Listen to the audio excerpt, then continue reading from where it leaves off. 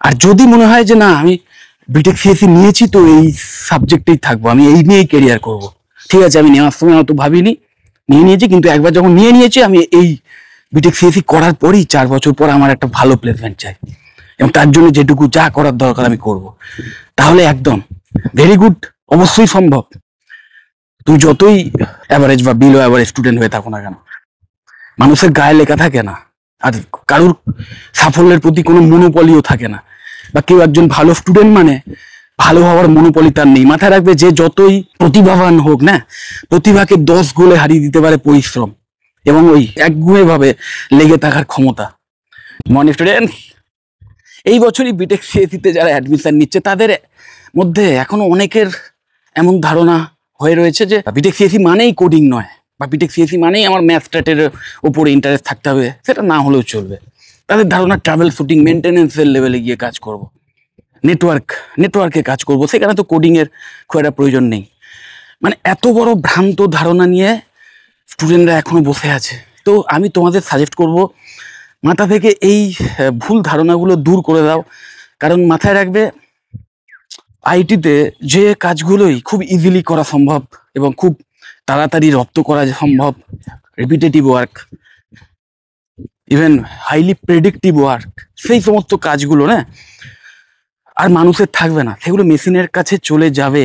এই সহজ ব্যাপারটাকে বোঝার চেষ্টা করো। সো অবশ্যই সহজ কাজ শেখাচ্ছে তোমরা যখন বিটেক সিএসসি নিয়েছো এবং এই নিয়েই ইন ফিউচার কেরিয়ার করতে চাও, যে কোনো একটা ডোমেনকে চুজ করো। ক্লাউড কম্পিউটিং অ্যান্ড ডেভঅপস হতে পারে, সাইবার সিকিউরিটি হতে পারে, আরও বেটার, মানে আরও যদি নিজেকে চ্যালেঞ্জের মুখোমুখি করতে চাও তাহলে এআইডিএস অথবা এআইএমএল এর মতো কোনো একটা ফিল্ড চুজ করো। এবং মাথায় রাখবে যে তোমার কিন্তু ওই ম্যাথসের ওপর যদি ইন্টারেস্ট নাও থাকে, সেই ইন্টারেস্ট গ্রো করাও। স্ট্যাটসের ওপর ইন্টারেস্ট নাও থাকে, সেই ইন্টারেস্ট গ্রো করাও। কোডিংয়ের ওপর ইন্টারেস্ট না থাকলেও কোডিং করো, কোডিং প্র্যাকটিস করো। নিজে অ্যাপ বানাও, ছোটোখাটো, যত ছোটোখাটোই হোক, নিজের হাতে অ্যাপ বানাও। এমন ক্যাপাবিলিটিস রাখো যে ছোটোখাটো ইউটিলিটি অ্যাপ তুমি নিজেই বানাতে পারবে, প্র্যাকটিস করতে করতে সম্ভব। এবং একদম রেডিমেড অ্যাপ ওপেন সোর্স অবস্থায় তুমি গিটহাব থেকেই পেয়ে যাবে। আর গিটহাব প্রোফাইল মাস্ট, কিন্তু গিটহাবকে ইউজ করা শেখো। আমি দুদিন আগেই গিটহাব নিয়ে একটা ভিডিও করেছিলাম, ওভারঅল ভিডিও দেখে নিতে পারো। গিটহাবকে ইউজ করা শেখো, গিটহাবের অ্যাকাউন্ট খোলো। গিটহাব হচ্ছে একটা ওপেন প্ল্যাটফর্ম একদম বলতে পারো, এবং যেখানে কিন্তু এমন অনেক ওপেন সোর্স প্রজেক্ট রয়েছে। প্রজেক্ট মানে বলতে পারো বিভিন্ন অ্যাপ, বিভিন্ন ইউটিলিটিস, সেইগুলো পুরো একদম সোর্স কোড শুদ্ধ সেখানে রাখা আছে, রিডমি ডকুমেন্টেশনও থাকে অনেক ক্ষেত্রে। তো সেই রিপোজিটরি বা সেই প্রজেক্টগুলো ডাউনলোড করো, যে কোনো একটা দুটো ডাউনলোড করে সেইগুলোকে স্টাডি করো। পড়াশোনার সাথে সাথে এটা চালাও, নিজেদের সিলেবাসের সাথে সাথে এটা চালাও, এবং প্রথম দিন থেকে চালু করো, এখন থেকে চালু করো। এবং ওই গিটহাব থেকে যেটা তুমি নামালে সেই টাইপের আর একটা সফটওয়্যার বানানোর চেষ্টা করো, মানে একদম সেম জিনিসই করো, প্র্যাকটিস করো। বিভিন্ন সাইট থেকে যেখান থেকে তুমি কোডিং রিলেটেড নলেজ পাবে সেগুলো নাও। কোনো একটা পার্টিকুলার প্রোগ্রামিং ল্যাঙ্গুয়েজ, অবশ্যই পাইথনের মতো যে কোনো একটা পার্টিকুলার প্রোগ্রামিং ল্যাঙ্গুয়েজ যেটার অ্যাপ্লিকেবিলিটি বিভিন্ন জায়গায় আছে, সেই টাইপের যে কোনো একটা প্রোগ্রামিং ল্যাঙ্গুয়েজ চুজ করো, ইন ডেপথে সেই নিয়ে নলেজ নাও। এবং অবশ্যই ডিবিএমএস সম্পর্কেও একটা থরো নলেজ রাখতে হবে। এসকিউএল হোক, নো এসকিউএল হোক, দু রকমের ডেটাবেস ম্যানেজমেন্ট সিস্টেম সম্পর্কেই কিন্তু নলেজ রাখতে হবে। এবং এই সমস্ত নলেজ নিয়ে নিজেরা অ্যাপ বানাও ছোটোখাটো, এবং সেই অ্যাপ ওই গিটহাবে আপলোড করো। প্রতিদিন যে কোডিং প্র্যাকটিস করবে সেগুলো গিটহাবে আপলোড করো। এইগুলোই কিন্তু ইন ফিউচার তোমাদের প্লেসমেন্ট পেতে অনেকটা এগিয়ে দেবে। দেখো, যারা যে সমস্ত স্টুডেন্ট একদম বিটেক সিএসসি ধ্যান জ্ঞান একদম অনেক আগে থেকে যারা এই সিএসসি রিলেটেড কেরিয়ার করবে বলেই একদম ক্লাস 10 থেকে বা 11 থেকে হয়তো প্রিপারেশান নিয়েছে, এবং আলটিমেটলি একদম সোকল টায়ার 1 কলেজগুলোতে অ্যাডমিশন পেয়ে গেছে বিটেক সিএসসি নিয়ে। আইআইটি এনআইটিসগুলোর কথা বলছি। সেই সমস্ত কলেজে না অনেকে ভাবে যে ওই ম্যাজিক হয় বোধহয়, যে ওই কলেজের জন্যই বা সেখানে বিশাল বিশাল এমন ফ্যাকাল্টিস আছেন যারা বোধহয় দেবতা। সেরকম কোনো ব্যাপার নয়। ব্যাপারটা বোঝার চেষ্টা করো, সেই কলেজগুলোতে অ্যাডমিশন পেতে গেলেই যে টাইপের একটা এক্সামের মাধ্যম দিয়ে যেতে হয়, এন্ট্রান্স এক্সাম, নিশ্চয়ই বুঝতে পারছো আমি কি বলছি। সেই এন্ট্রান্স এক্সামে একটা ভালো পারফরমেন্স করার জন্যে যে পরিমাণ পরিশ্রম করতে হয় বা যে পরিমাণ ডেডিকেশন দেখাতে হয়, সেইটা করতে করতেই সেই সমস্ত স্টুডেন্টরা অনেকটা পারদর্শী হয়ে যায়, আর তাদের মধ্যে সেই টাইপের সিরিয়াসনেস ডেডিকেশন রয়েছে। তো সেই যে মেন্টালিটিটা ওই টাইপের একটা এক্সাম ক্র্যাক করে আইআইটিতে আসার জন্য তারা বিল্ড করেছিল, সেটা তাদের মধ্যে থেকে যায়।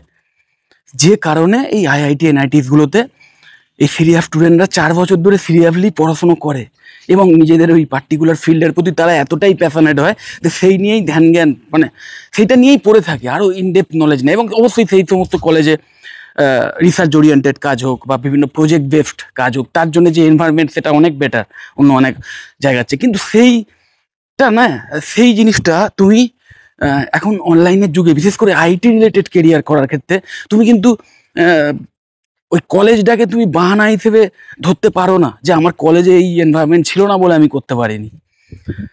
কারণ আজকের অনলাইনের যুগ, ওই তুমি গিটহাবে এসো, অনলাইন বিভিন্ন ওপেন সোর্স প্ল্যাটফর্ম আছে এই টাইপের, সেইখানে এসো, সেইখানে তোমার মতোই সিরিয়াস, তুমি যদি সিরিয়াস হও, তোমার মতোই সিরিয়াস বা তোমার চেয়েও সিরিয়াস আরও প্রফেশনাল তাদের সঙ্গে তোমার নেটওয়ার্ক তৈরি হয়ে যাবে, তাদের সঙ্গে কোলাপ করে কাজ করা শিখতে পারবে।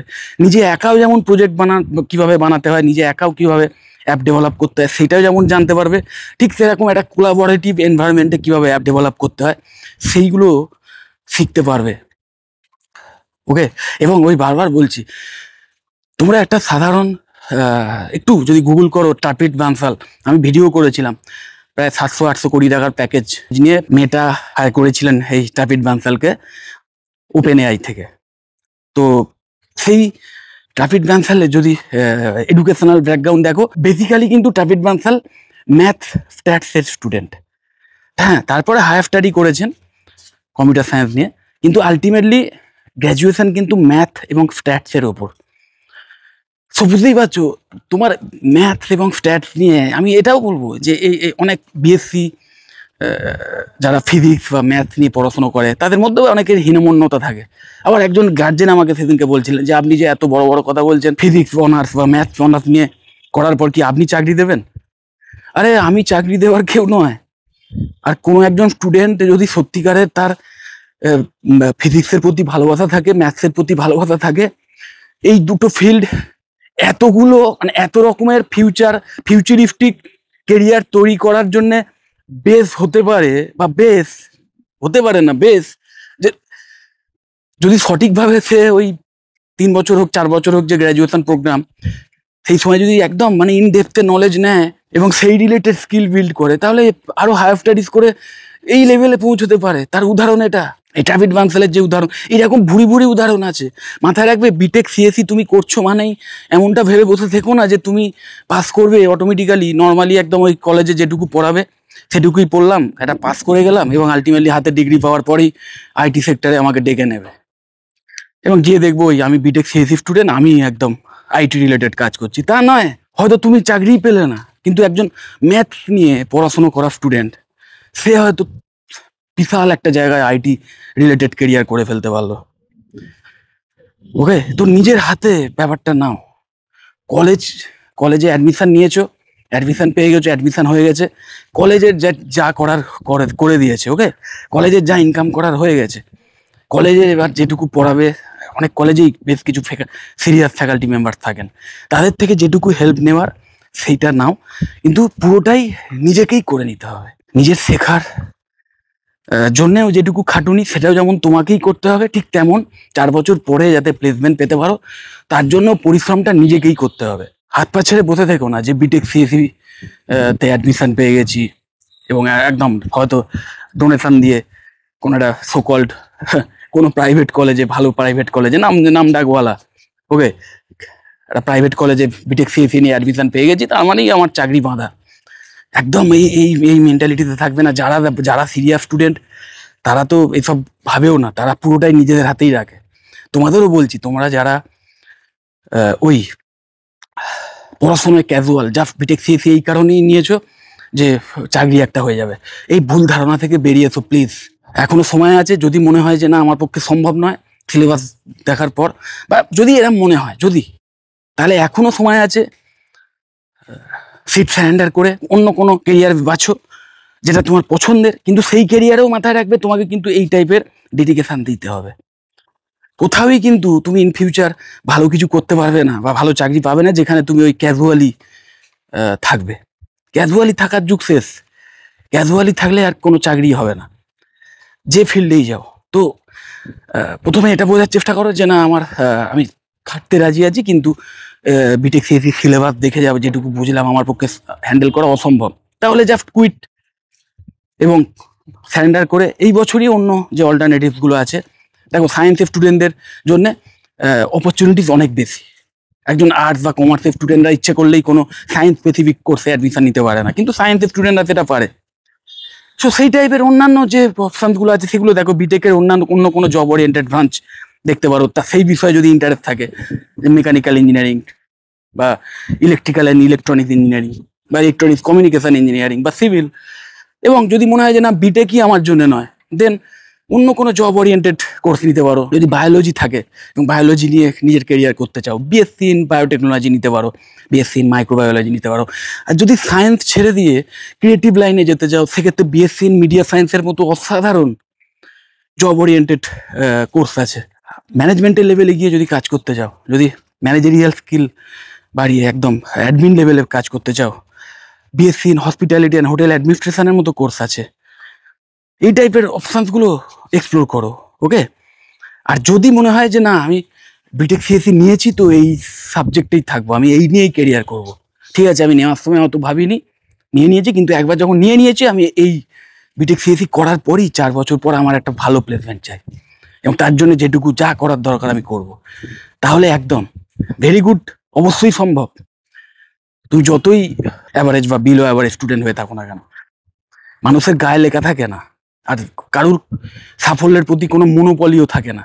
বা কেউ একজন ভালো স্টুডেন্ট মানে ভালো হওয়ার মনোপলি তার নেই। মাথায় রাখবে, যে যতই প্রতিভাবান হোক না, প্রতিভাকে 10 গোলে হারিয়ে দিতে পারে পরিশ্রম এবং ওই একগুঁয়েভাবে লেগে থাকার ক্ষমতা। কনসিস্টেন্সি বলা হয় যেটাকে, কনসিস্টেন্সি, ডেডিকেশন এবং ওই পার্সপিরেশন, এইগুলো কিন্তু প্রতিভাকে 10 গোলে হারিয়ে দিতে পারে, ওকে? তো সেই জেদ যদি থাকে, সেই খাটার ক্ষমতা যদি থাকে, অবশ্যই প্রপার একটা রোড ম্যাপ ফলো করো বিটেক সিএসসি করার পর, যাতে ভালো চাকরি পেতে পারো। সেই টাইপের রোড ম্যাপ প্রচুর পেয়ে যাবে, আমারও ভিডিও আছে, বা আমাকে কল করতে পারো, আমি প্রপার রোড ম্যাপ তোমাদের বলে একদম দিয়ে দেবো তোমাদের। সেই রিলেটেড স্পেসিফিক কোনো হেল্প লাগলে সেই রিলেটেড হেল্পও আমি তোমাদের করে দেবো, ওকে? যাই হোক, যদি এখনো মনে হয় যে না এই কেরিয়ার রিলেটেড বিষয়ে আরও কিছু কনফিউশন রয়ে গেল, বা কোনো কোর্স রিলেটেড বিষয়ে কিছু জানতে চাও, অল্টারনেটিভ কোর্স রিলেটেড বা কোনো পার্টিকুলার কলেজ সম্পর্কেও কিছু জানতে চাও, তাহলে অবশ্যই আমাকে কল বা হোয়াটসঅ্যাপ করতে পারো, আমি তোমাদের কমপ্লিট ইনফরমেশন দিয়ে দেবো। যদি মনে হয় ভিডিওটা হেল্পফুল, অবশ্যই লাইক করো, চ্যানেলটা যদি সাবস্ক্রাইব না করে থাকো এক্ষুনি সাবস্ক্রাইব করো, আর ভিডিও যতটা পারো শেয়ার করে দিও। টাটা।